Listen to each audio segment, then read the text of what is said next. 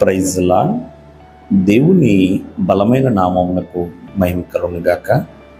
ప్రభు పేరట మీ అందరికీ హృదయపూర్వక వందనాలు.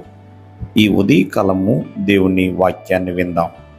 రోమీలకు రాసిన పత్రిక 5వ అధ్యాయము 9వ వచనము.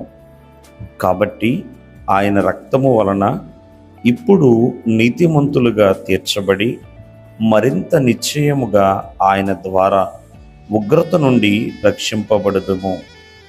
ప్రియులారా, ఇక్కడ ప్రభువైన క్రీస్తు వారి రక్తాన్ని బట్టి నీతిమంతులుగా మనము తీర్చబడుతున్నాం. చాలామందికి ఒక డౌట్ రావచ్చు, ఎందుకు నీతిమంతులుగా మారాలి?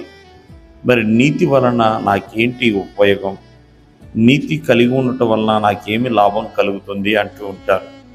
నీతి అనేది ఒక దీవెనకరమైనదండి. ఈ ఉదయకాలం ముందు నీతి వలన మానవ జీవితంలో కొన్ని దీవెనలు ఉన్నాయి. ప్రియమైన వాళ్ళరా, నీతి అనేది ఎప్పుడు కూడా నెమ్మదిని, సమాధానమును కలగజేస్తుందండి.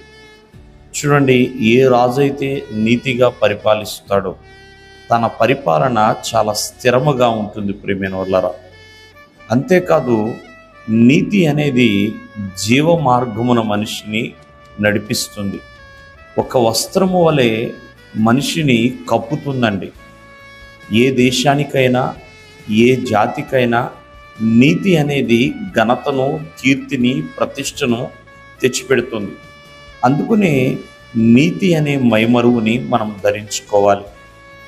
దేవుడు నీతిమంతుల్ని ఎప్పుడు విడిచిపెట్టాడండి, స్వస్థపరుస్తాడు. అంతేకాకుండా ప్రేమైన వల్ల వారిని తప్పిస్తాడు, బలపరుస్తాడు, ఆదరిస్తాడు. ఎన్నో ఆపదల నుండి కాపాడుతుంది నీతి. ఉదాహరణగా చెప్తాను, బైబిల్ గ్రంథంలో ఎంతోమంది భక్తులు నీతి కలిగి ఉండుట వలన ఎన్నో మరణకరమైన సంఘటనల నుంచి వారు తప్పించబడ్డారు. కావున ప్రతి ఒక్కరూ కూడా క్రీస్తు రక్తము ద్వారా నీతిమంతులుగా మార్చబడాలి. నీతి అనేది దీవెనకరమైనది.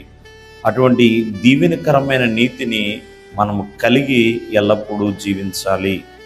దేవుడు మిమ్మను ఆశీర్వదించునుగాక. ఆమేన్.